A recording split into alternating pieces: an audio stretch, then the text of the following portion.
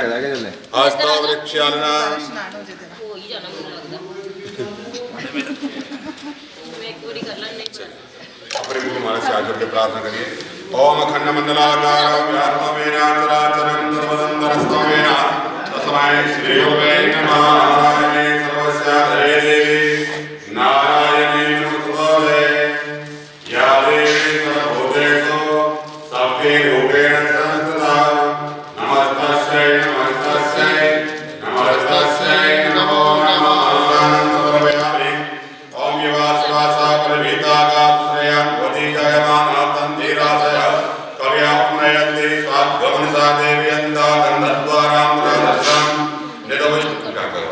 नितविष्टां करे सनेवेश्वरं सर्वभूतानां तां वैक्रियमक्षन्नमे मदन्ता प्रिया भूगद अष्टकसवानि प्राणिशामि जोजामि नदय हरे पुष्पं औषधे प्रथमा कुङ्कुसवदे प्रसोवरे स्वायस्यत्वरे जीवपार्श्वा धूपं दीपमाक्रयामि हस्तो वृक्षालनं नैवेद्यं प्राणाय स्वाहाय स्व ज्ञानाय पुंसनावधा पंचधामादेवी पवित्रं शास्त्रं आधारशक्ति दिव्ये नमः। ओम कर्मपात्रे जनवाति देव्यनमः जलं पात्रे ब्रह्मात्मनियं सर्वांगस्नानं समर्पयामि। युवासवास परमितागात्रयं वदीजयमाना तन्तिरासय कव्याप्नयन्ति स्वाद्गमनसा देव्यन्ता त्वं गन्धर्व अगनस्तामन्त्रस्त्वं बृहस्पति त्वं मोमदे सोमं राज विद्वानिष्णानमुच्चदा क्षण्णमेवदं लाप्रिया भूगदास्तवरसभानवो विप्रादिचवति जोजामिते हरे औषधे तव कुंसुपति प्रसोपर्यस्वायस्यत्वरेव वीरुदापासवा धूपमाक्रयामि प्रदीपं समर्पयामि। हस्तो वृक्षालनं नैवेद्यं ओम प्राणाय स्वाहा व्यानाय स्वाहा उदानाय स्वाहा समानाय स्वाहा नैवेद्यं नैवेद्यां समर्पयामि। कमलफलं समर्पयामि मुखशुद्ध्यता ताम्बूलं समर्पयामि। ओम श्री वैष्णवस्य विष्णवेत्वा अनिर्दय वदा भादो देवदा सूर्यो देवदा चन्द्रमा देवदा वसवो देवदा रुद्रा देवदा विद्या देवदा मरुतो देवदा विश्वे देवा देवदा प्रियस्तु देवचन्द्रो देवदा वरुणो देवदा यौगो शान्ति अन्तरिक्षगं शान्ति पृथिवी शान्तिरावा शान्तियोपधया शान्ति वनस्पतयः शान्ति विश्वे देवा शान्तिरब्रह्म शान्ति सर्वगुण शान्ति शान्तिरेव शान्ति सामा शान्तिरेति नमो गणेभ्यो गणपतये सदा नमो नमो प्रातेभ्यो प्रातपतये सदा नमो नमो पुरुषेभ्यो पुत्रपतये सदा नमो नमो गुरुभ्यो विश्वरूपेभ्यो सदा नमो नमः। अम्बे अम्बिके अम्बालिके नमामि तपस्विना सततसुगा सुभद्रकां काम्यवासने गणेशान्ताभ्यां नमः।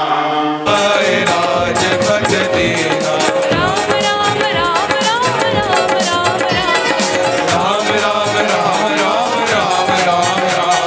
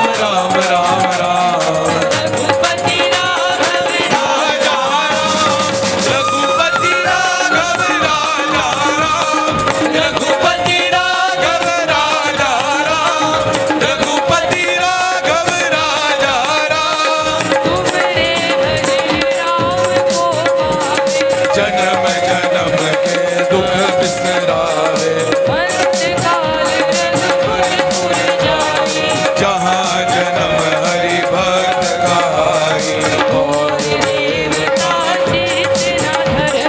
हनुमत से सर्व सुख करई,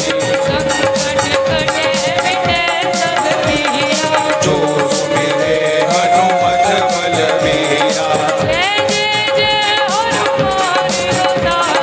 कृपा करो गुरुदेव की नाई,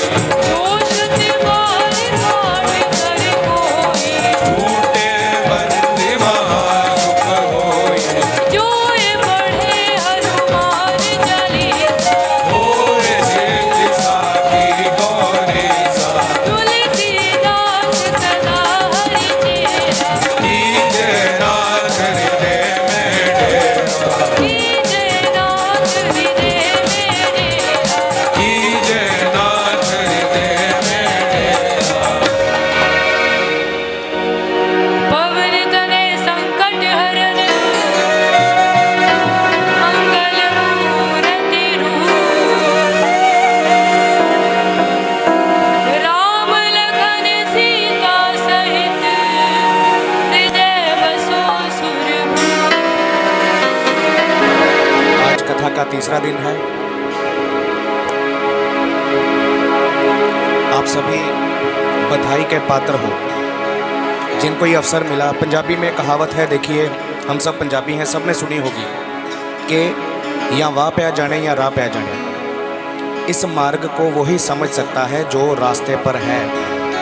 और मैं स्कूल में अध्यापक हूँ, संगीत सिखाता हूँ, और जितने भी स्कूल में सब्जेक्ट्स होते हैं ये बहुत 0.1% नॉलेज है, और वो जो भगवान है वो नॉलेज का भंडार है। ज्ञान और गणित, विज्ञान और गणित को लेकर उसने सारा संसार रचा है। आप ध्यान से देखिए, फिजिक्स के और मैथमेटिक्स के जो सूत्र हैं, अभी देखिए स्वामी तुलसीदास ने कोई विज्ञान नहीं पढ़ा था, लेकिन उन्होंने कई हजार साल, कई सैकड़ों साल पहले कहा था कि जुग सहस्त्र योजन पर भानु लीले उताही मधुर फल जानू। इतनी सी साइंस है, जो भगवान को नहीं समझ पाया वो नास्तिक, जो थोड़ा बहुत समझा वो मेरी तरह अध्यापक या वैज्ञानिक या प्रोफेसर, जो पूरी तरह समझ गया वो संत। इतनी सी परिभाषा है इस धर्म की। आज कथा के तीसरे दिन की ओर चलते हैं। आज भरत जी की कथा होगी, या जामिल जी की कथा होगी, नरसिंह अवतार कथा होगी। तो सुश्री कशिश कृष्ण किशोरी जी के श्री मुख से श्रवण करते हैं। जय जय श्री राधे। जय जय श्री राधे।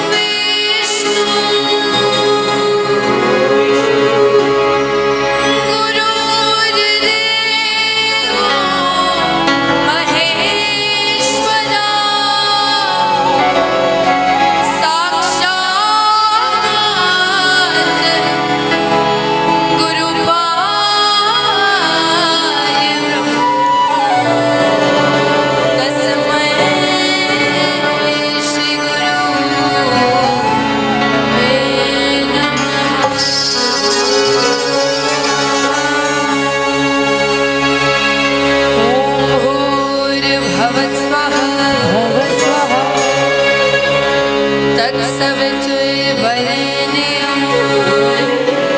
भर्गो देवस्य धीमहि धियो यो न प्रचोदयात्।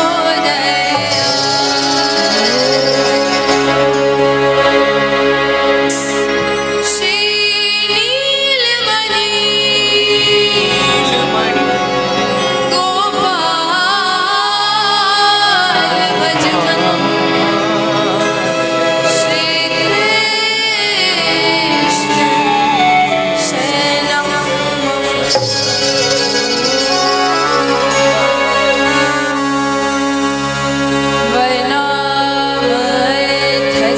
वनामयथसंघाना रसानाम छन्दसामपि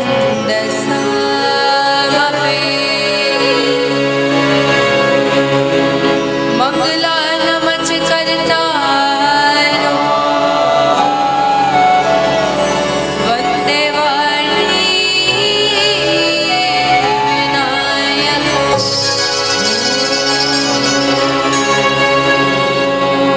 नमो ब्रह्मांड देवाय गो ब्रह्मण हिताय च जगदिताय कृष्णाय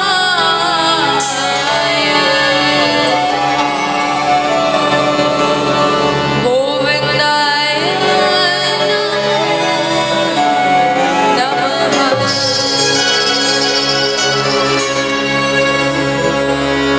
छवि ललित कमलाकोटि सम नवनील अंबर धारणी शशिवदन कंज विलोचनी श्रीचंद्रिका मृदुहासिनी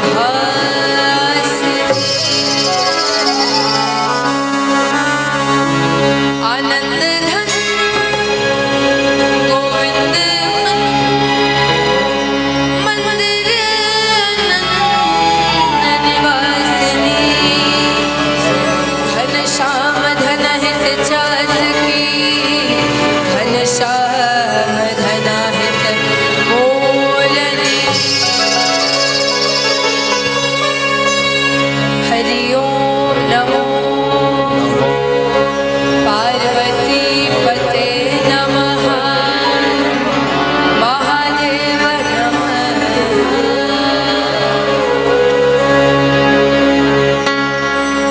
सभी भक्तजन अपने दोनों भुजा उठा करके बड़े भाव से जय जय श्री राधे जय जय श्री राधे जय जय श्री राधे।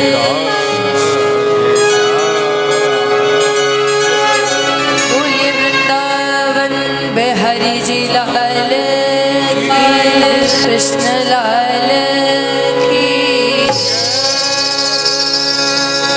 बोलिए भक्तवत्सल भगवान की। बोलिए देवादिदेव महादेव की। अनंत बलवंत हनुमंत लाल की। बोलिए श्री वेद व्यास जी महाराज की। श्री सुखदेव जी महाराज की। श्री परीक्षित जी महाराज की। बोलिए श्रीमद् भागवत महापुराण की।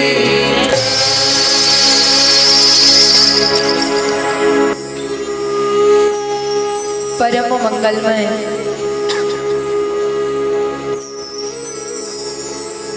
परात्पर अखिलेश्वर अखिल ब्रह्मांड नायक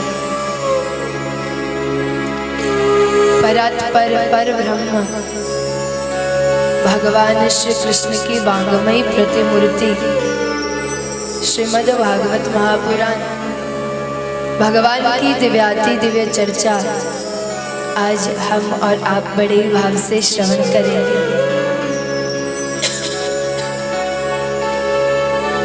आज के तृतीय दिवस की आप सभी भक्तों को बहुत बहुत बधाई हो।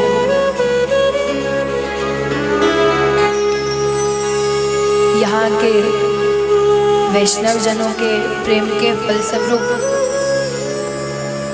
वैदिक वांग्मय का सर्वोच्च सद्य ग्रंथ श्रीमद् भागवत महापुराण सप्ताह विधि को पूर्ण करने के लिए हम और आज तृतीय दिवस में आज यहाँ विराजित हैं। यहाँ पर विराजमान सभी हरिजन वैष्णव जन हरि भक्तों के चरणों में हमारी ओर से व्यासपीठ की ओर से जय श्री कृष्ण राधे राधे। मंच पर विराजमान समस्त विप्रवृंद, समस्त गंधर्वजन, हमारे बड़े भैया, हमारे गुरुदेव, हमारे माता पिता और ठाकुर जी के चरणों में हमारी ओर से प्रणाम।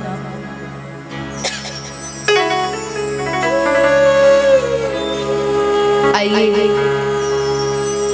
चित्त सार सिंधु सर्वस्व भगवान श्री राधे गोविंद के चरण कमलों का ध्यान करें और अपनी मनवाणी को पवित्र करें कुछ क्षण के हरिनाम संकीर्तन के माध्यम से, और फिर हम अपने तृतीय दिवस की कथा में प्रवेश करेंगे।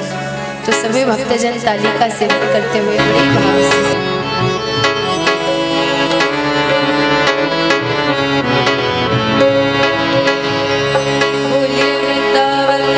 हरि जी लाल की, प्रेम से कहेंगे राधे राधे राधे राधे राधे राधे।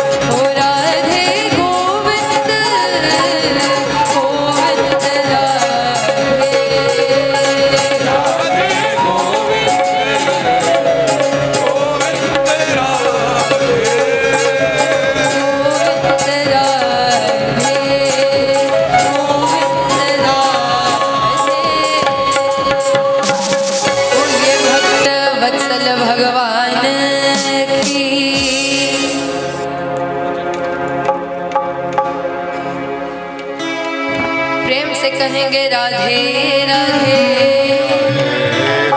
राधे राधे राधे राधे।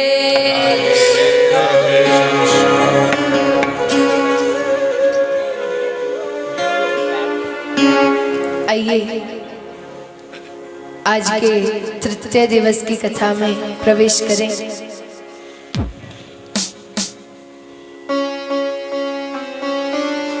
भगवान की दिव्य रस मूर्ति श्रीमद् भागवत महापुराण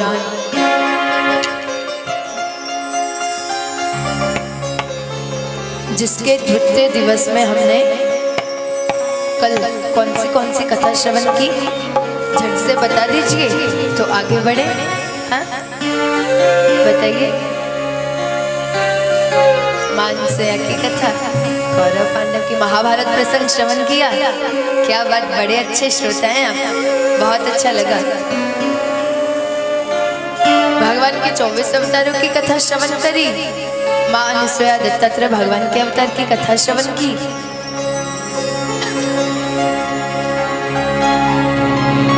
कथा कहाँ से आरंभ हुई, कैसे कैसे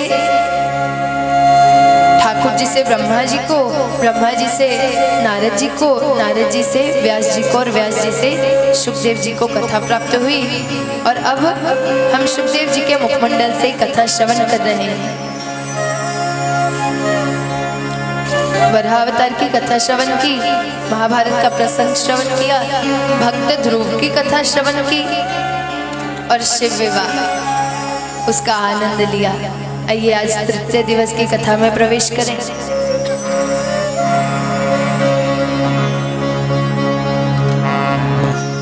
फिर आगे कथा में एक बार इंद्र बारिश करना बंद कर देते हैं। अब बारिश करना बंद कर दी। कितने समय तक जब बारिश नहीं हुई तो प्रजा परेशान हो गई और ऋषभदेव जी के पास गई, क्योंकि बारिश नहीं होगी तो अन्न नहीं होगा। धरती ने अन्न नहीं दिया और बारिश नहीं हुई तो अग्नि से सब जलने लगा। प्रजा परेशान, वो ऋषभदेव जी के पास आई। तब ऋषभदेव जी ने अपने बल से बारिश की वर्षा की और इंद्र को अपनी गलती का एहसास हुआ। इंद्र को महसूस हुआ कि उसने गलत किया और इंद्र ने आकर के ऋषभदेव जी के चरणों में क्षमा याचना की, मुझे माफ कर दीजिए। भगवान ने उनको, ऋषभदेव जी ने उनको क्षमा किया और इंद्र ने अपनी पुत्री जयंती का विवाह ऋषभदेव जी से कर दिया। अब ऋषभदेव जी और जयंती से 100 पुत्र हुए। ऋषभदेव जी ने अपने पुत्रों को ज्ञान का उपदेश दिया और ज्ञान का उपदेश दिया। पुत्र बड़े हो गए। अपने सबसे बड़े पुत्र को, भरत चक्रवर्ती, भरत जी थे सबसे बड़े पुत्र, उनको राजगद्दी सौंपी और स्वयं वन की ओर तपस्या करने के लिए चले गए।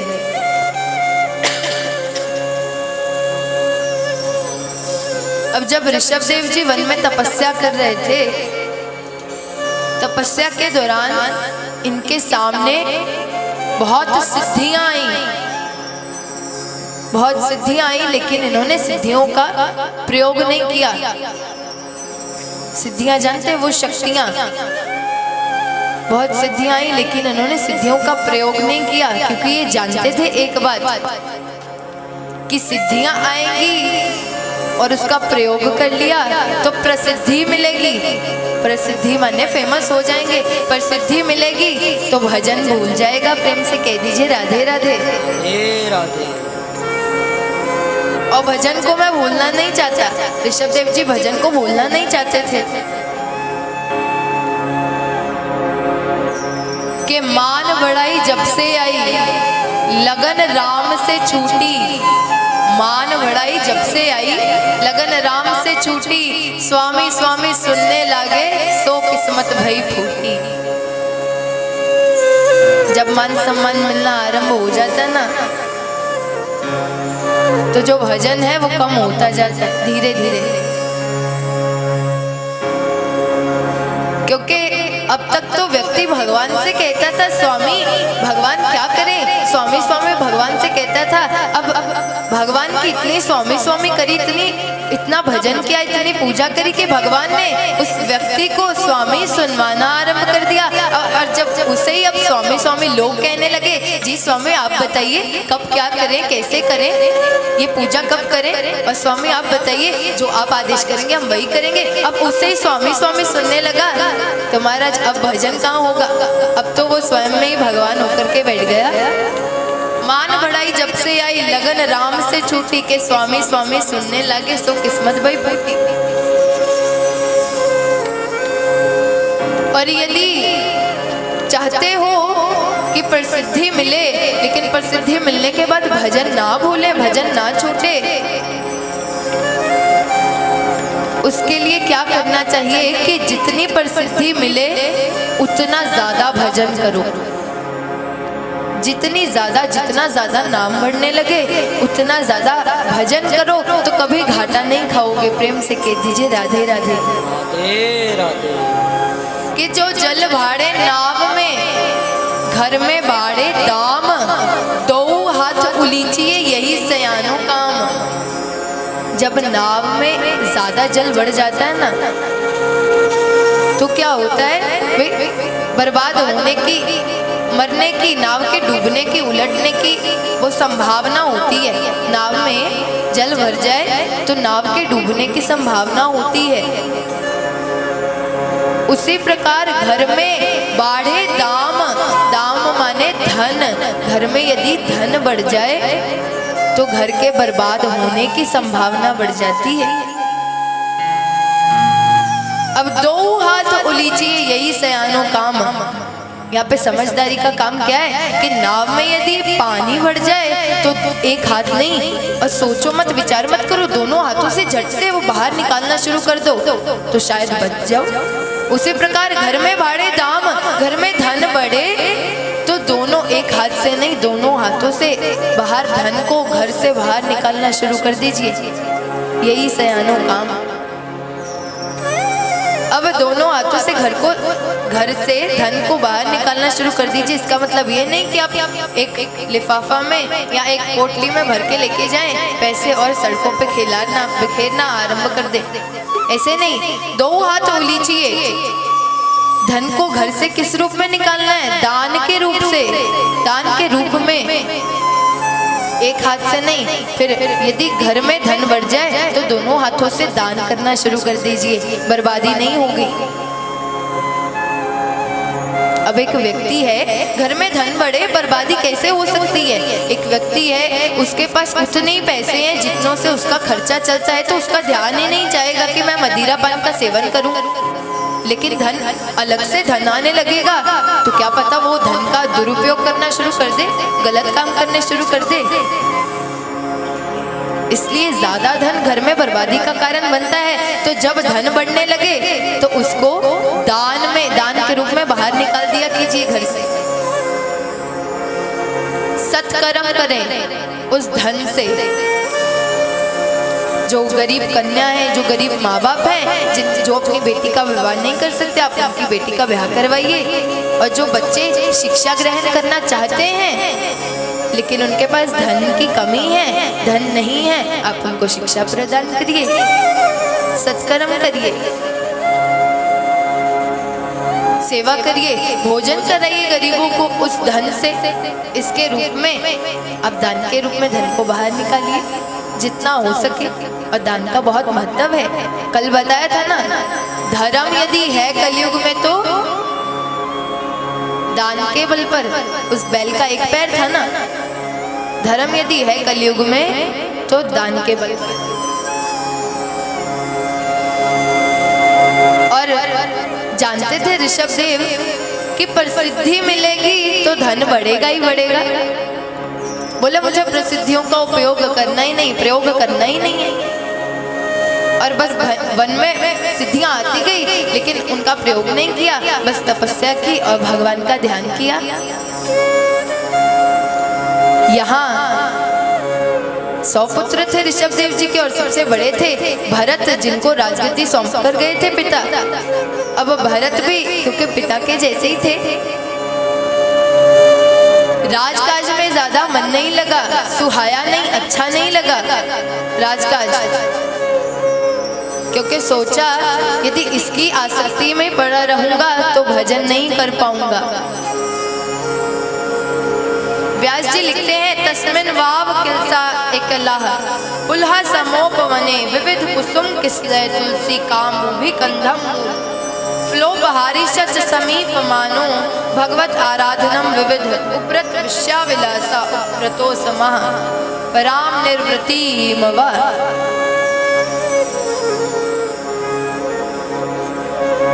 भरत जी ने कुछ समय राजकाज संभाला और ज्यादा मन नहीं लगा राज्य में, तो राजकाज त्याग दिया और त्याग करके स्वयं वन की ओर चले गए।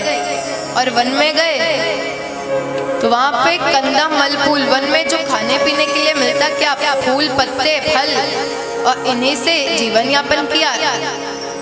और भगवान को भी श्रृंगार करते तो पत्तों के साथ करते, भगवान को भी वही भोजन कराते जो स्वयं करते। समस्त विश्वों की आहुतियां दे चुके थे भरत।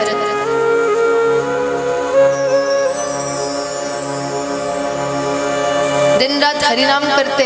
अब एक दिन क्या हुआ, गंडकी नदी के किनारे बैठे थे भरत, और वहां कुछ मृगों का समूह आया। मृग जानते हैं, हिरण, मृगों का समूह आया और वहां भरत जी बैठे हैं। अब मृग बालक सब वो खेल रहे हैं नदी के किनारे। तो क्या हुआ, एक सिंह की गर्जना हुई, शेर की गर्जना हुई।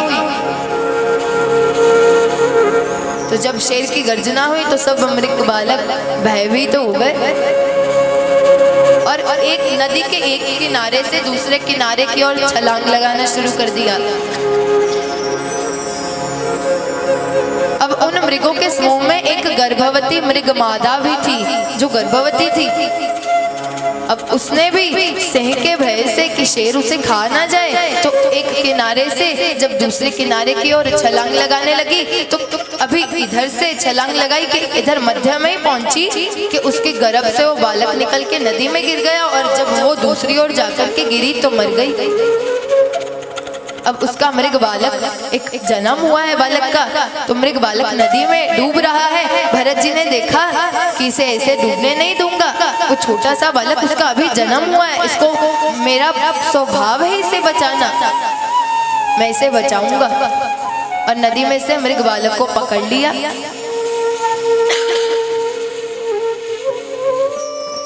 और मृग बालक को पकड़ा, बचाया, ठीक है बचा करके छोड़ देते, आगे उसकी किस्मत भगवान की, भगवान तो सबके पालनहार है, उसका भी पालन करते, भगवान देख लेते। लेकिन भरत जी ने क्या किया, उस मृग बालक को अपने पास रख लिया। अब मानव का स्वभाव है, जिसके साथ मानव 24 घंटा से ज्यादा समय व्यतीत कर ले, मानव उससे प्रेम करने लग जाता है, मानव को उसके साथ मोह हो जाता है। प्रेम नहीं, प्रेम तो अच्छी चीज है, मोह हो जाता है मानव को। और भरत जी को भी उस मृग बालक के साथ अत्यंत प्रेम हो गया। अब भरत जी ताकि उनके भीतर से ये विकार दूर हो पाए, ये मोह का विकार दूर करने के लिए वो घर बार छोड़ करके वन में आए थे। मन की स्थिति पर सब निर्भर करता है। मन यदि शांत है तो मेले में भी एकांत है। मन में शांति है ना, तो भीड़ भी जहाँ पर है, जहाँ इतना शोर हो रहा है, वहां भी ऐसे लगेगा हम हिमालय की गुफा में बैठे हैं। और एकांत में बैठे तपस्या कर रहे, ध्यान कर रहे, और मन में यदि बेचैनी है ना, अशांति है, तो एकांत में बैठकर भी लगेगा कि मेले में बैठे हैं। एकांत में भी बैठकर कैसे लगेगा कि हमारे पास बहुत शोर हो रहा है, बहुत भीड़ है। घर से तो सब त्याग करके वन में आए थे कि तपस्या करूंगा। अरे उसके लिए वन में आने की आवश्यकता नहीं थी। मन को शांत करने का प्रयत्न करते, उस पर मेहनत करते, तो वहां रह करके ही भगवान की प्राप्ति कर लेते। मन की शांति तो घर में भी मिल सकती है। मन यदि शांत है तो मेले में भी एकांति लगेगा। उसके लिए वन में जाने की आवश्यकता नहीं है, वन में जाकर के भगवान को प्राप्त करने की आवश्यकता नहीं है, ताकि किसी से प्रेम ना हो, इसीलिए वन में आए, और वन में आकर के भी उस मृग बालक से ही प्रेम करने लग पड़े। उस मृग बालक से मोह हो गया इनको। अब हर समय उसी में ध्यान रहता, केवल उसी का चिंतन बना रहता। जिसके साथ हम सबसे ज्यादा प्रेम करते हैं ना, हमारे नेत्र के सामने और हमारे दिमाग में केवल वही व्यक्ति चलता है। यदि हम भगवान से बहुत प्रेम करते हैं तो उन्हीं का चिंतन होता रहेगा, और यदि किसी और व्यक्ति से प्रेम करते तो उन्हीं का चिंतन होता रहेगा। अब उनको, भरत जी को हर जगह मृग बालक ही दिखाई पड़ते। इतना प्रेम, मेरा मृग बालक कहाँ है, उसे एक क्षण के लिए भी अपने से दूर जाने ही नहीं देते। इतना प्रेम करते उसके साथ। एक मृगा की संगति भरत धरी मृग देह, तुलसी उनकी कौन गति, जो घर घर करे स्नेह। केवल किसी और से प्रेम नहीं था, केवल एक मृग बालक से प्रेम था। और भरत जी को अगली योनि मृग की मिली, क्योंकि अंतिम जब श्वास ले रहे थे तब भी चिंतन मृग का ही कर लिया। भरत जी को केवल एक छोटे से प्रेम के, वो भी एक जीव के साथ, मृग बालक के साथ प्रेम था, उसके कारण अगली योनि मृग मिली। तुलसी जी कहते हैं, अरे उनकी क्या गति होगी जिनका जगह जगह पर प्रेम है, जिनका जगह जगह पर मोह है, कभी किसी से, कभी किसी से, और कभी धन से, और कभी किसी वस्तु से। प्रेम से कह दीजिए राधे राधे। उनकी गति क्या होगी? एक दिन क्या हुआ, उसने सजातीय पशु अपने जैसे, भरत जी किसी काम में व्यस्त थे, तो उसने अपने जैसे मृगों को देख लिया वहां जाते हुए। उसने देखा, अरे ये तो मेरे जैसे हैं, तो उनके साथ निकल गया। देखा नहीं कि भरत मुझे बहुत प्रेम करते हैं, मैं उनको छोड़ के जा रहा हूँ, उन्होंने मुझे बचाया और उन्होंने मेरा पालन किया, बिल्कुल नहीं देखा, और छोड़ के चला गया। एक क्षण नहीं लगाया, मृग छोड़ के चला गया। परमात्मा प्रेम साचा, बाकी सब झूठ। यदि हमें कोई छोड़ के नहीं जाता तो वो केवल राम है, वो केवल गोविंद है, बाकी सब छोड़ के चले जाते एक ना एक दिन। वो मृग बालक छोड़ के चला गया। अब भरत जी विलाप कर रहे हैं, रो रहे हैं जोर जोर से, मेरा मृग बालक कहाँ है, मेरा मृग बालक मुझे चाहिए, मेरा मृग बालक कहाँ है। इतना उदास हुए, इतना परेशान हुए महाराज कि उनकी जितनी आयु बची थी उस सारी आयु में केवल एक ही चिंतन बना रहा कि मेरा मृग बालक कहाँ है, मुझे मेरा मृग बालक चाहिए, मुझे मेरा मृग बालक लेके दो। और ढूंढते रहे, कितना समय उसको ढूंढते रहे, लेकिन ढूंढने पर वो मिला ही नहीं। और अंतमति मुक्ताभिमानी मुक्तो हे भदो भदाभिमानियनि किम वदन्ति सत्यम याम तिरसा गतिर्भव्य। अंतमति सागति, अंतिम प्राण भी ले रहे थे, मृत्यु निकट आ चुकी भरत जी की, अंतिम प्राण चल रहा है, और अंतिम प्राण पर भी मेरा मृग बालक कहाँ है, मुझे मेरा मृग बालक चाहिए, मेरा मृग बालक मुझे लेकर दो। रो रहे हैं अंतिम प्राण पर भी। और अंतमति सा गति। अंतिम समय जिसका चिंतन करोगे अगली योनि उसी की मिलेगी। इसीलिए तो कहते हैं अंतिम समय भगवान के दर्शन हो, इसीलिए तो कहते हैं अंतिम समय मुख से भगवान का नाम निकले, क्योंकि भगवान का नाम यदि मुख से निकल गया तो भगवान के धाम जाएंगे, और यदि किसी भी और चीज का चिंतन हो गया तो अगली योनि समझ लीजिए वही मिलेगी। और इनके अंतिम प्राण पर यही था कि मेरा मृग बालक कहाँ है। तो अंतिम योनि इनको इस भरत के बाद इनको अगली योनि क्या मिली? मृग की। मृग बन गए। बड़ी सूक्ष्म बात है ये, ना जाने अंत समय मति कहाँ अटक जाए। एक गुरु था, उसके मृत्यु निकट थी, उसके बस प्राण जाने ही वाले थे। शिष्य उसको घेर करके खड़े थे सब, और सब उसके पास खड़े हैं। गुरुजी जा रहे हो, जाते जाते कुछ तो बता दो। और एक दूर का चेला, दूर का शिष्य आया, दौड़ा दौड़ा सबको पीछे किया। गुरुजी मुझे तो आपके चरणों की सेवा का सौभाग्य भी नहीं मिला, अरे मुझे तो कुछ एक सेवा का अवसर प्रदान करिए। और गुरु बोले ठीक है, तुझे मेरी सेवा करनी ही है। तो इधर उधर नेत्र घुमाए और देखा वो केले का बगीचा था एक। बोले जा केला ही, इतना ही कहा कि प्राण पखेरु प्राण चले गए। और कहना था कि जा केला ही ले आ, वही खा लेता हूं। इतने में ही गुरु की मृत्यु हुई और वहां सब उदास हो गए, क्योंकि गुरु मुक्त नहीं हुआ। वहां आनंद की लहरियां नहीं दौड़ी, क्योंकि गुरु मुक्त नहीं हुआ। अंतिम समय पर क्या कहा उन्होंने? जा केला ही ले आ। इतने में वो शिष्य ने उस केले को खोला और उसमें अभी एक नया नया कीट पैदा हुआ था। उसने झट से उसको मसल दिया, और वहां सब आनंदित हो गए कि गुरु की मुक्ति हो गई है। एक छोटी सी बात, एक छोटा सा ध्यान गया सिर्फ उस बगीचे की तरफ, और कीट पतंगे की योनि प्राप्त करवा दी। एक छोटी सी चाह भी हमें कहाँ बांध सकती है। बड़ी सूक्ष्म बात है ये कि अंतिम समय हम किसका चिंतन कर रहे होंगे। इसीलिए कहा जाता है कि जीवन भर अभ्यास, ये अभ्यास ही तो चल रहा है। आप कथा श्रवण के लिए आए, ये अभ्यास ही चल रहा है, क्योंकि अब आप कथा सुन रहे हैं तो आप भगवान का चिंतन कर रहे हैं। और जितनी ज़्यादा कथा सुनेंगे, जितना ज़्यादा भगवान का चिंतन होगा, जितना ज़्यादा अभ्यास होगा, तो अंतिम समय सोचने की ज़रूरत नहीं पड़ेगी कि हमें भगवान का चिंतन करना है। वो स्वयं से ही हो जाएगा। प्रेम से कह दीजिए राधे राधे। राधे राधे।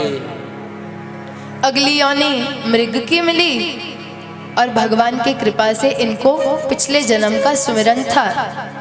पता था कि मेरा पिछला जन्म मैं भरत था, और मुझे इस कारण मुझे मृग योनि मिली है। अब मुझे किसी से मोह नहीं करना। भगवान की कृपा से भगवान का ही ध्यान किया उस मृग योनि में भी। और महाराज इनको अपना पिछला जन्म याद था, ये भगवान की कृपा है। आज भी हमारे कलयुग में भी बड़े भक्त होते हैं, भगवान की कृपा से उनको अपने पिछले जन्म की सब बात याद होती है। इनको याद था, इन्होंने मृग योनि में भजन किया, भगवान का ध्यान किया, और जल्दी से भगवान की कृपा से वो योनि खत्म हो गई। उससे अगला जन्म इनको आंगिरस ब्राह्मण के घर में मिला। उसकी 2 पत्नियां थी, एक के यहाँ 9 पुत्र हुए और एक के यहाँ 1 पुत्र और 1 कन्या हुई। अब विचार किया इन्होंने कि भाई कान खोल के सुन लो, इस बार हमें ये वाला जन्म बर्बाद नहीं करना, ये तीसरा है अब। और हमारे तो ना जाने कितने हो चुके होंगे अब तक। हमें कोई चिंता नहीं है, हम विचार ही नहीं करते इस बात पर।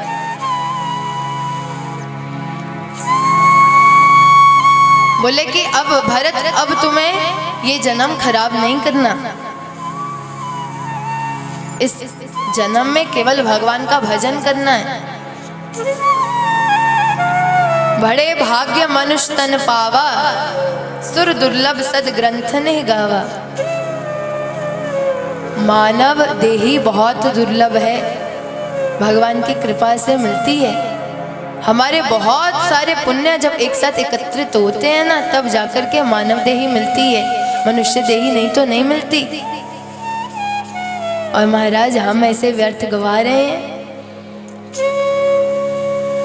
जब हम और यदि इस जीवन में मेहनत ना की तो कुकर सुकर बिल्ली चूहा पता नहीं क्या बनना पड़े और फिर नरक में डले रहो। जब दूसरे जीवों की तरफ ध्यान करते हैं ना, तो पता चलता है कि बहुत दर्दनाक योनि है। एक मानव को छोड़ के बाकी सब योनियों में सब जो जीव है दुख भोगने के लिए आते हैं। हमारे पास हाथ हैं, पैर हैं महाराज, हम मेहनत करके, यदि हमें भूख लगे तो हम मेहनत करके खा पी सकते हैं, अपना पेट भर सकते हैं, भोजन कर सकते हैं। लेकिन यदि किसी जीव की ओर ध्यान करिए, किसी जीव को भूख लगे तो वो आपकी ओर देखेगा, स्वयं वो अपना पेट नहीं भर सकता। भूख उसको भी लगती है, फीलिंग्स भाव उसके भीतर भी है, लेकिन वो स्वयं अपना पेट नहीं भर सकता, आपकी ओर देखेगा। यदि आप उसको कुछ प्रदान कर देंगे, खाने के लिए दे देंगे तो वो खा लेगा, वरना भूख उसे भी लगी लेकिन वो भूख से तड़पता रहेगा, मरेगा भूख से, लेकिन वो कर कुछ नहीं सकता। और जब ध्यान जाता है ना उन जीवों की तरफ, तो पता चलता है कि मानव देही बहुत दुर्लभ है, भगवान की कृपा से मिलती, इसको व्यर्थ नहीं गंवाना चाहिए। और तब व्यक्ति इतना डर जाता है कि यदि मैंने इस जन्म में भगवान का भजन नहीं किया, मेहनत नहीं की, तो मुझे भी ऐसे दुख भोगने पड़ेंगे। और डर के कारण ही उसका केवल एक ही उद्देश्य रह जाता है कि मुझे भगवान का भजन करना है और इस जन्म में भगवान की प्राप्ति करनी। फिर ये जीवन के तुच्छ स्वाद की तरफ ध्यान नहीं जाता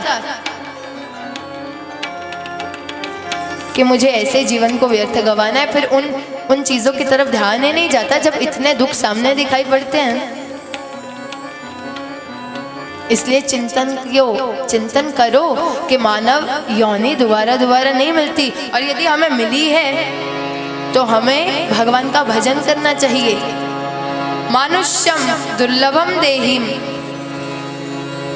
मानव योनि भगवान की कृपा से मिलती है। आइए हम भी संकीर्तन करें और संकीर्तन के माध्यम से भगवान का ध्यान। राधे गोविंद गोविंद राधे, राधे गोविंद गोविंद राधे, राधे गोविंद गोविंद राधे, राधे गोविंद गोविंद राधे।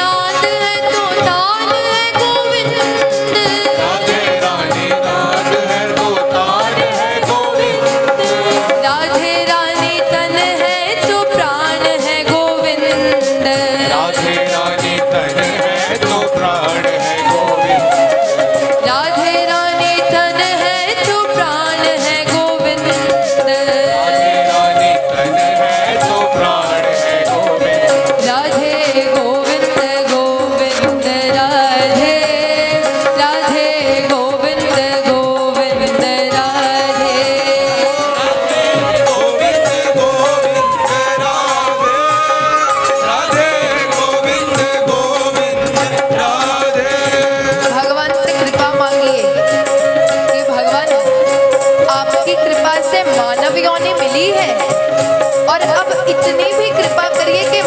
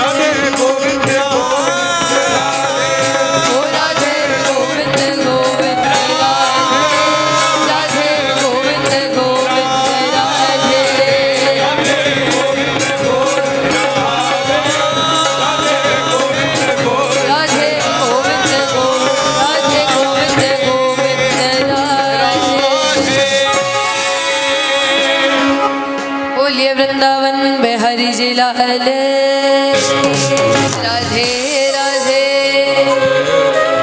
राधे राधे।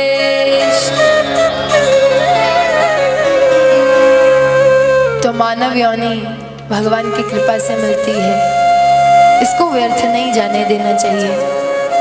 और यदि ये एक बार चली गई तो फिर 84 लाख योनियों के बाद कब जाकर के ये मिले कि ना मिले, ये भगवान की दया पर निर्भर करता है। प्रेम से कह दीजिए राधे राधे। कितनी कितनी आयु तो निकल ही चुकी है, लेकिन जब जागे तब सवेरा। भजन किया कीजिए, भगवान को जितना हो सके उतना याद करें। अरे जो जन्मों जन्मों तपस्या करते रह जाते हैं, अंतिम समय तो वो भी चिंतन नहीं कर पाते उस राम नाम का, उस भगवान का। और जो केवल सुबह धूप अगरबत्ती 2 मिनट के लिए करके और बस सारा दिन फिर भगवान की तरफ, मंदिर की तरफ देखते ही नहीं, और हमारा क्या होगा? प्रेम से कह दीजिए राधे राधे राधे राधे। अब भरत के पिता ने देखा, अरे कैसी बुद्धि वाला बालक है ये। भरत बड़े हुए ना तो पिता ने इनका नाम जड़ भरत रख दिया। संयोग से तीसरे जन्म में भी इनका नाम भरत ही हो गया। अब पिता ने जड़ भरत नाम क्यों रखा? ब्राह्मण का पुत्र था, बड़ा होने लगा तो पिता ने गायत्री मंत्र याद कराना आरंभ कर दिया। और मंत्र बोलने को कहते, मंत्र सिखाते, मंत्र बोलने को कहते तो ये कुछ भी गलत गलत बोल देते और जानबूझकर बोलते। भरत जी तो बहुत ज्ञानी थे बचपन से ही, लेकिन जानबूझ करके कह देते मुझे नहीं आता, मुझे याद नहीं हो रहा। पिता ने देखा रे कैसा बालक है, अब जानबूझ करके क्यों बोलते? बोले गायत्री मंत्र याद करूंगा तो पिता बोलेंगे ग्रंथ पढ़ो, वेद वेदांत पढ़ो, और ये सब पढ़ने के बाद बोलेंगे कर्म कांड कराओ। बड़ा हो जाऊंगा तो कर्म कांड कराऊंगा और फिर शादी कर देंगे, और शादी हो गई तो हो गई बर्बादी। प्रेम से कह दीजिए राधे राधे। सोचा उल्टा पढ़ेंगे तो बढ़िया है, सही पढ़ के ही नहीं सुनाऊंगा और सही पढ़ूंगा नहीं तो कुछ कराएंगे ही नहीं पिता। अब यहाँ भरत जी के माता पिता की मृत्यु हो गई, और जो इनके बाकी भाई थे भरत जी के, वो विवाहित थे, उनकी पत्नियां थी। अब जो भरत जी की भाभियां थी ना, वो अपने अपने पतियों को तो बड़ा खूब चकाचक माल खिलाती, हलवा, खीर, मालपुए और बादाम और पता नहीं क्या क्या, और भरत जी को सूखी रोटी देती। और गजब की बात क्या है कि वो बादाम खाते फिर भी 1.5 हड्डी के थे, और ये सूखी रोटी खाते तो 2.5 क्विंटल के हट्टे गट्टे रिष्ट पुष्ट। अच्छी सेहत थी भरत जी की। अब भाभियों ने कान भर दिए भाइयों के, बोले देखिए तुम्हारा भाई घर बैठा चरता रहता है फ्री में, इसको बोलो कुछ काम धंधा तो किया करे। अब भाइयों ने कहा कि देखो भरत तुम्हें कछु काम तो है नहीं, बाहर जो हमारा खेत है गांव के बाहर, हमारा जो एक खेत है ना, हम उसकी रखवाली कर नहीं सकते, वो ज्यादा दूर है, तो तुम उसकी रखवाली के लिए चले जाओ, कछु चिड़िया ही उड़ा लो, कुछ और तो काम है नहीं। और भरत जी चले गए, ऊंची मचान पर बैठ जाते और नीचे चिड़िया खेत में दाने खाती रहती और ये आनंद लेते। और जानते क्या कहते? बोले राम जी की चिड़िया राम जी का खेत, अरे खाओ चिड़िया भर भर पेट। प्रेम से कह दीजिए राधे राधे। बोले हमारा तो कुछ है ही नहीं, खेत भी राम जी का, चिड़िया भी राम जी की, दाने भी राम जी के, चिड़िया तू आनंद ले। चिड़िया खाती रहती, आनंद लेते रहते। अब एक बार देखिए भरत जी को नाई मान पाने की इच्छा और नाई अपमानित होने का भय, घर से निकाल दिया अपने भाइयों ने, लेकिन कोई चिंता नहीं, कोई परेशानी नहीं, नाई मान पाने की चिंता और नाई अपमानित होने की चिंता। ऐसे थे, किसी चीज का कोई असर नहीं था इन पर। ऐसी थी इनकी दशा। अब क्या हुआ, इनके खेत के पास एक काली माता का मंदिर था। उसके बारे में एक डाकू के गिरोह ने सुन रखा था कि यहाँ काली माता के मंदिर में काली माता के चरणों में जो भी बलि चढ़ाता है, मैया प्रसन्न होकर के उसको वरदान देती है। वो डाकुओं ने क्या सोचा, हम किसी की यहाँ पे बलि चढ़ा देते हैं और जब मैया प्रसन्न होगी, वरदान मांगने को कहेगी, तो हम कहेंगे कि हमें बहुत सारा धन दे दो, और धन मांग लेंगे तो दोबारा कभी चोरी करने की आवश्यकता ही नहीं पड़ेगी। डाकुओं के सरदार ने कहा बाकी डाकुओं से कि जाओ ढूंढ के लाओ, बलि दें किसकी। उन्होंने इधर उधर देखा और सामने भरत जी दिखाई पड़े। भरत जी देखने में बहुत भोले थे और मूर्ख से दिखाई पड़ते, बड़े भोले थे ना, लेकिन थे बड़े ज्ञानवान। वो देखा डाकुओं ने और भरत को बातों में फंसा करके ले आए। भरत जी को मंदिर ले आए और बलि का बकरा जानते हैं, जब उस बकरे की बलि देने लगते हैं तो वो बलि देने के पूर्व उसको स्नान कराया जाता है, उसको तिलक लगाया जाता है और उसको सुंदर वस्त्र और अच्छा भोजन कराया जाता है, फिर उसको मारा जाता है, फिर उसकी बलि दी जाती है।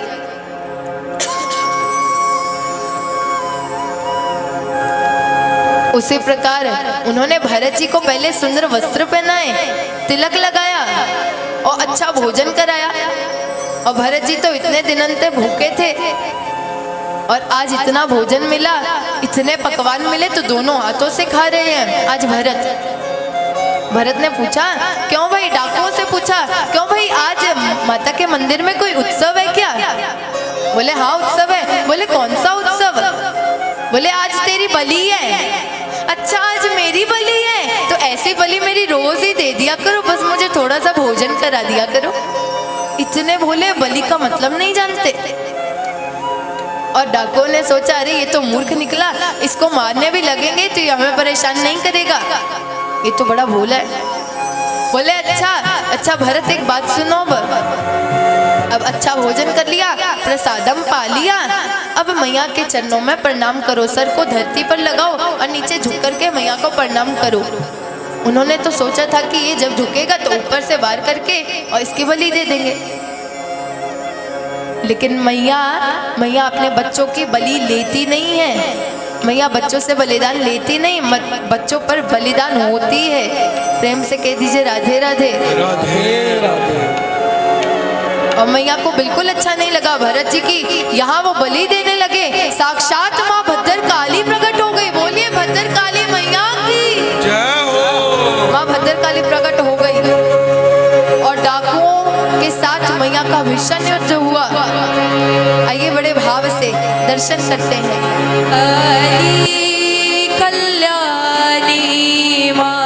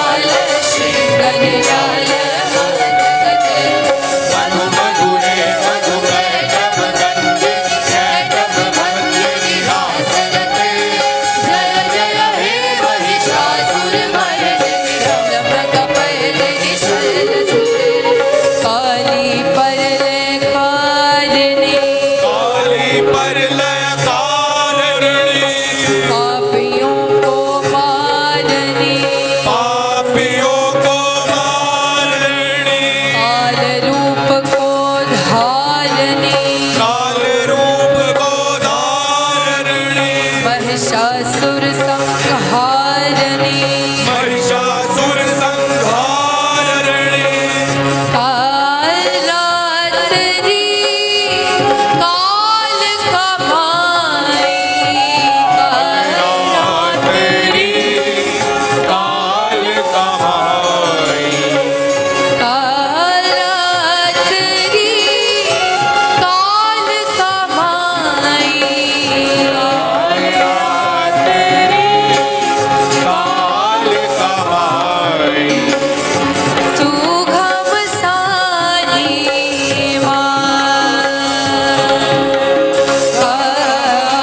काली कल्याणी काली कल्याणी काली कल्याणी काली कल्याणी रक्त बीज का रक्त पिया रक्त बीज का रक्त पिया दुष्ट कमाने वध किया दुष्ट कमाने बद्ध किया मुंडन की धारी माला कुंडन की भारी माला जय जय जय काली मैया जय जय जय काली मैया कालरात्रि काल कमाई काल रात्रि काल कमाई कालरात्रि काल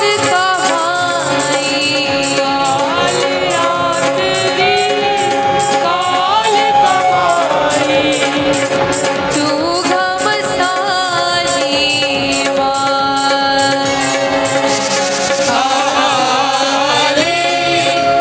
कल्याणी बोलिए भद्र काली की काली कल्याणी काली कल्याणी काली कल्याणी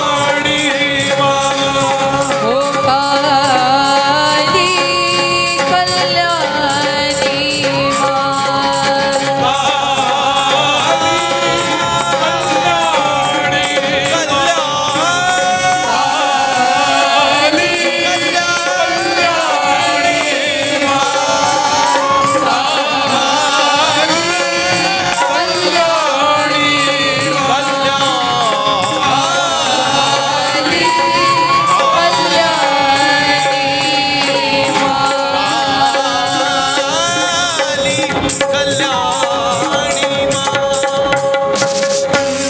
बोले भद्र काली मैया की मैया ने साक्षात प्रकट हो गई और भरत जी की रक्षा करी और भरत जी को आशीर्वाद दिया और ज्ञान और मस्तिष्क में प्रवेश कर गया। ना त्यागो ना ग्रह मूल्य। और भरत जी को माँ जी ने बचाया और भरत जी को बचने की भी कोई खुशी नहीं और मरने की भी कोई चिंता नहीं थी। ऐसे भरत जी ना त्यागो ना ग्रह मूल्य, ना त्यागने की कोई चिंता और ना पाने की कोई चिंता, किसी बात की कोई चिंता नहीं, बस आनंदित रहते। एक दिन सिंधु सौवीर देश के राजा रहगुण पालकी में जा रहे थे। अब पालकी को कितने लोग उठाते हैं? 4। अब 4 कहारों ने उठाया था। रहगुण अपने गुरुदेव कपिल मुनि से मिलने जा रहे थे। पालकी को 4 लोगों ने उठाया था। एक कहार की तबीयत खराब हो गई तो राजा रहगुण ने आदेश किया कि कोई और ढूंढ के लेकर आओ, उसे कहना कि वो पालकी उठा ले और उसके बदले में हम धन दे देंगे उसे। और सब जाकर के इधर उधर देखा सबने, सैनिकों ने, और भरत जी मिले, भरत जी को उठा लाए। एक और से भरत जी ने अब उठा लिया पालकी को, और जब से भरत जी ने उठाया है ना पालकी को, तब से राजा को वो पालकी सर पे लग रही है,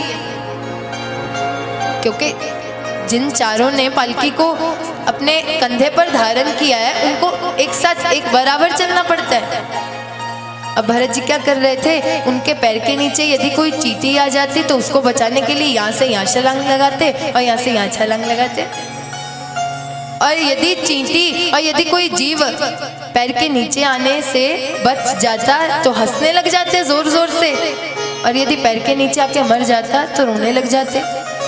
और भरत जी का ऐसा व्यवहार देख करके जो कहार थे उनको मूर्ख समझने लगे। अरे ये क्या करते हैं, कभी इधर से इधर छलांग लगाते, कभी उधर से उधर छलांग लगाते हैं, कभी हंसने लग जाता है स्वयं में ही और कभी रोने लग जाता है।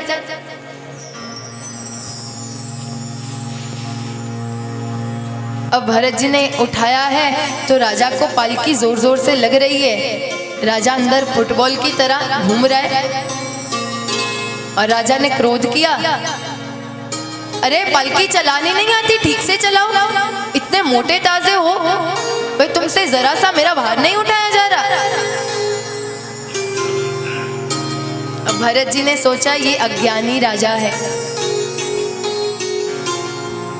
लोग क्या कहेंगे कि भरत ने जिसको अपने कंधे पर उठाया वो अज्ञानी रह गया। देखिए, ज्ञानी के साथ रहते हैं तो ज्ञान की प्राप्ति होती, और अज्ञानी के साथ रहते तो अज्ञान की प्राप्ति होती। अब भरत जी तो ज्ञानवान, भरत जी नहीं चाहते थे कि जिनको उन्होंने अपने कंधे पर उठाया वो अज्ञानता से रहे, वो अज्ञानी रह जाए। और भरत जी अब तक जीवन में मौन रहे थे, 40 वर्षों के बाद आज पहली बार बोले और बड़ा सुंदर उपदेश दिया राजा रघुगुण को, ज्ञान कराया। बोले कौन है स्वामी, कौन है दास, ये तो जगत का व्यवहार है। भला कौन किसी का स्वामी बन सकता है, भला कौन किसी का दास हो सकता जगत में। सब पंचभूत से बने हैं, सबके भीतर वो एक ही तो चैतन्य है। कोई मोटा है, कोई पतला है, कोई गोरा है, कोई लंबा है, कोई काला है, ये तो शरीर का व्यवहार है, शरीर का धर्म है। आत्मा तो सबके भीतर एक जैसी है। ये तो बाहरी कवर है, ये तो जो सुंदरता है वो बाहरी कवर है, ये केवल देह है, शरीर है जो मोटा या पतला हो सकता है। आत्मा तो सबकी एक जैसी, सभी तो उस परमात्मा के अंश हैं। और इंद्रियां देखती हैं और गुणों में गुण भरते हैं। मन ही बंधन का कारण है, और मन यदि मुक्त है तो उसे हम मुक्ति कहते हैं, और मन बंधा हुआ है तो उसे बंधन कहते हैं। प्रेम से कह दीजिए राधे राधे। राजन ने विचार किया, ये देखने से मूर्ख लगता है लेकिन है तो बहुत ज्ञानी, ये कौन है। बाहर निकला अपनी पालकी से, जब ये बात सुनी ना भरत जी के मुख से कि कौन है स्वामी, कौन है दास, ये तो जगत का व्यवहार है, तो पालकी से उतरा झट और गिर गया चरणों में, भरत जी के चरणों में गिर गया राजा रघुगुण। और पूछने लगा, आप कौन हो, किनके पुत्र हो, आप कहाँ रहते हो। मैं आपको पहचाना नहीं। देखिए, मैं आपको एक बात बताऊं, मुझे किसी से डर नहीं लगता संसार में, जिससे चाहूं भिड़ सकता हूं, झगड़ सकता हूं, और यम से भी भिड़ सकता हूं, और कहो तो महादेव जी से भी 2-2 हाथ हो सकता हूं, इतनी शक्ति रखता हूं मैं अपने आप में। लेकिन मुझे यदि डर लगता है तो एक चीज से डर लगता है, वो पता कौन है, वो है ब्राह्मण। मुझे ब्राह्मणों के क्रोध से बहुत भय है, क्योंकि कोई मेरे साथ झगड़ा करेगा तो मुझे मार देगा और मेरी मृत्यु हो जाएगी, तो मृत्यु की मुझे कोई चिंता नहीं, क्योंकि मैं क्षत्रिय हूँ। और क्षत्रिय जो होते हैं राजा, उनको प्राण देने में कोई दिक्कत परेशानी नहीं। बोले कि मुझे मेरी मृत्यु से नहीं भय, मैं किसी से भी भिड़ सकता हूँ, लेकिन मुझे ब्राह्मणों के क्रोध से बहुत डर लगता है, क्योंकि ब्राह्मण का माथा यदि गर्म हो जाए ना तो कुलम समूलम दहती, कुलों की कुलें बर्बाद कर देता है। कोई मेरे साथ झगड़ा करेगा तो केवल मुझे मारेगा, लेकिन ब्राह्मण का माथा गर्म हो गया ना तो ऐसा एक श्राप देगा कि कुलों की कुलें बर्बाद हो जाएंगी। प्रेम से कहिए राधे राधे। कुल का सर्वनाश कर देता है। आप कौन हो? बोले कि ठीक पहचाना, मैं ब्राह्मण हूँ। बोले लेकिन जिस ब्राह्मण की तुम बात कर रहे हैं मैं इतना खतरनाक ब्राह्मण नहीं हूँ। पूछो क्या प्रश्न पूछना है तुम्हें। राजा रघुगन ने कहा कि आप कह रहे हैं कि मैं आत्मा हूं। ये जो भरत जी ने कहा था कि तुम्हारी पालकी का जो मैंने भार उठाया है ना, इसका कष्ट केवल मेरे शरीर को हो रहा है, मेरी आत्मा को नहीं। और मैं आत्मा हूं, मैं देह नहीं, मैं देही हूं, मुझे कष्ट नहीं हो रहा इस भार का। बोले आपने ये बात कही थी, मैं आपसे पूछना चाहता हूं कि एक पात्र है, अब एक पात्र में यदि जल डाल दिया जाए और उसमें कुछ चावल डाल दिए जाए और उस पात्र को फिर अग्नि पर चढ़ा दिया जाए तो अग्नि पहले उस पात्र को गर्म करेगी, उसके बाद भीतर का जल गर्म होगा और फिर चावल तक भी वो अग्नि की वो तपस पहुंचेगी और चावल पकेंगे, गलेंगे और पकेंगे, बन जाएंगे चावल। बोले कि उस अग्नि का प्रभाव चावलों तक पड़ा जो उसके भीतर थे और चावल पके, क्योंकि ये सब एक दूसरे के संपर्क में है। उसी प्रकार आप कहते हैं कि तुम्हारे पालकी का भार केवल मेरे शरीर को कष्ट दे रहा है लेकिन मेरी आत्मा को नहीं।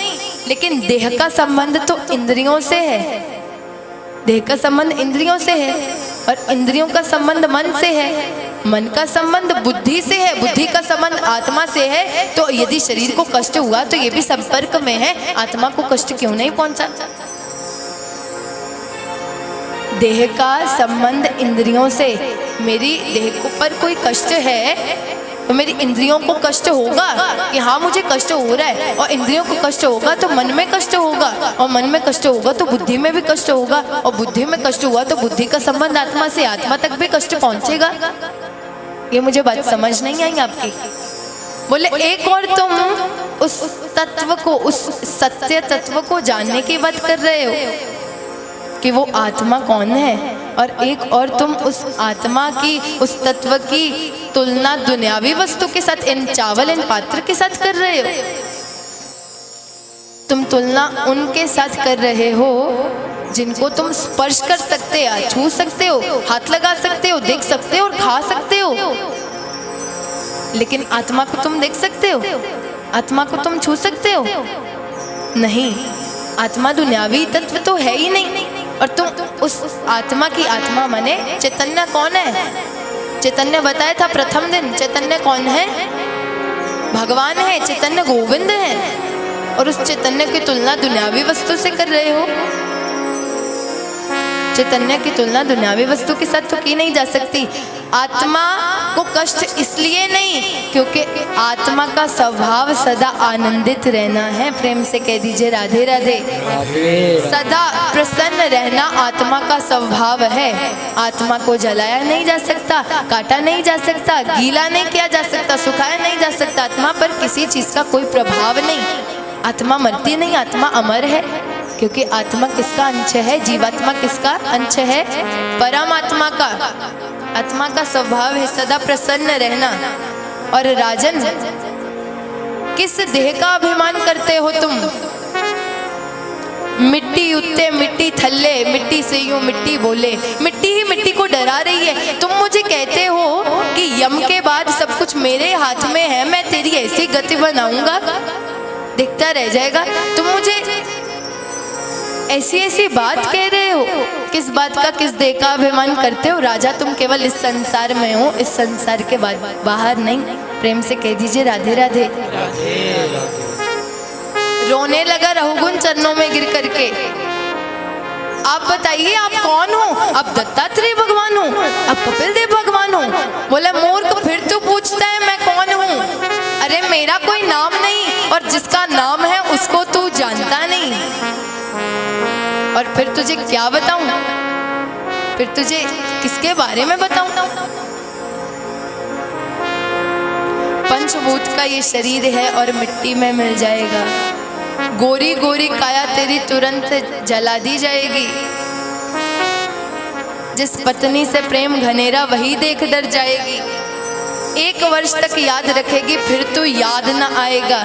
क्या लेकर तू आया जग में, क्या लेकर तू जाएगा? प्रेम से कह दीजिए राधे राधे। राधे सोच समझ ले रे मन मूर्ख, आखिर में पछताएगा। क्या लेकर तू आया जग में, क्या लेकर तू जाएगा? देह का अभिमान क्यों, यहाँ कुछ भी अपना नहीं है।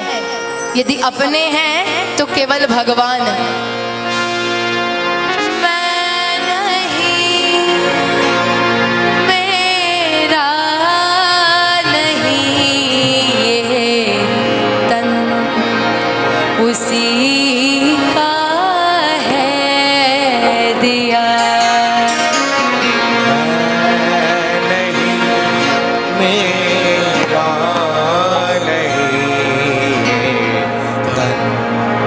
उसी का है। आप भी गाइए। मैं नहीं, मेरा नहीं, ये तन उसी का है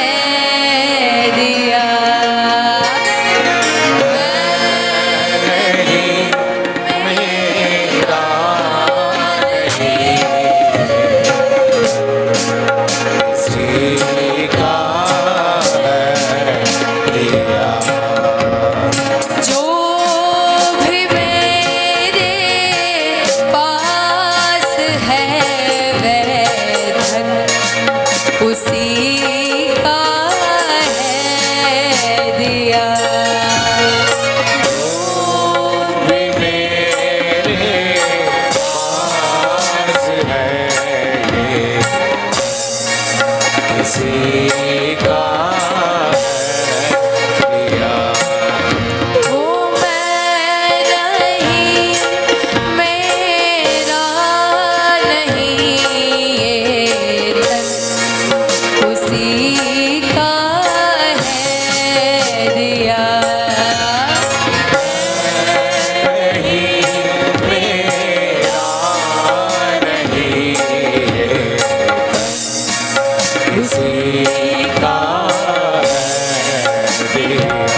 जरा विचार कीजिएगा एक बात पर।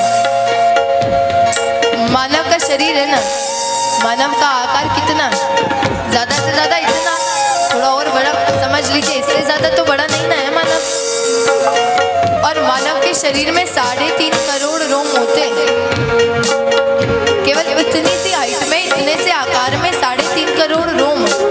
और भगवान का आकार पहले तो सोच से ही परे है, ठीक है? भगवान का आकार सोचा ही नहीं जा सकता। और फिर भगवान के प्रत्येक रोम में एक एक रोम में अनेकों ब्रह्मांड लुढ़कते हैं, अनेकों ब्रह्मांड।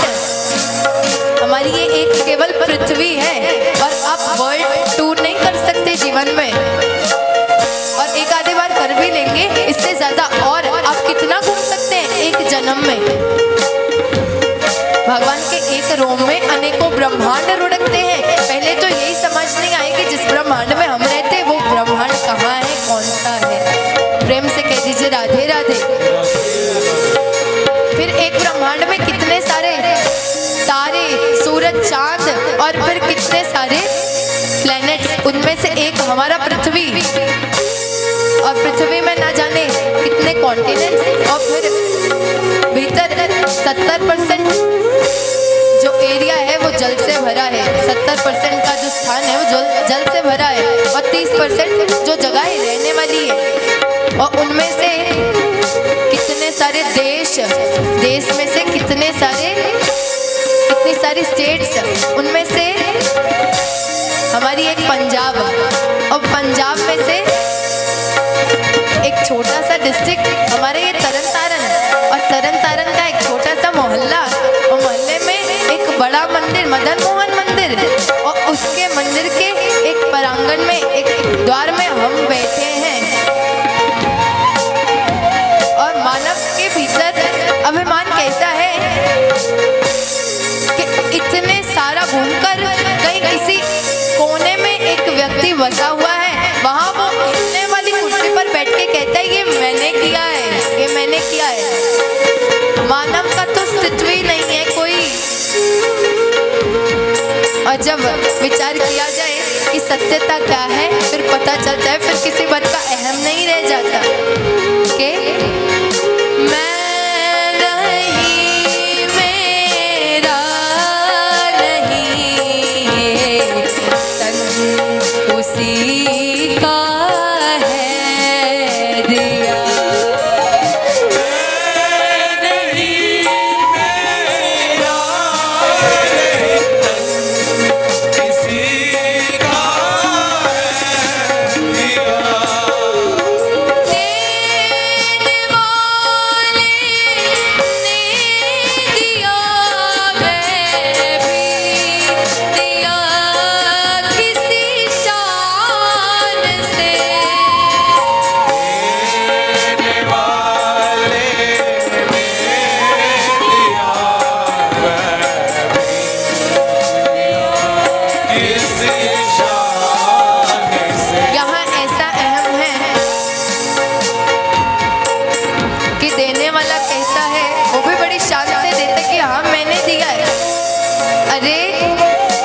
संसार में जीवन वस्त्र आता है, कुछ लेकर नहीं आता।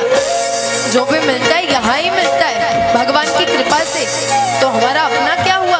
और जब जाता है तब भी कुछ नहीं लेकर के जाता। प्रेम से कह दीजिए राधे राधे। तो फिर मैंने कहा दिया, और देने वाला कहता है बड़ी शान से कि हाँ मैंने दिया, और लेने वाला भी आगे से धन्यवाद नहीं करता। वो कहता है कि ये मेरा था तो मेरे पास आया।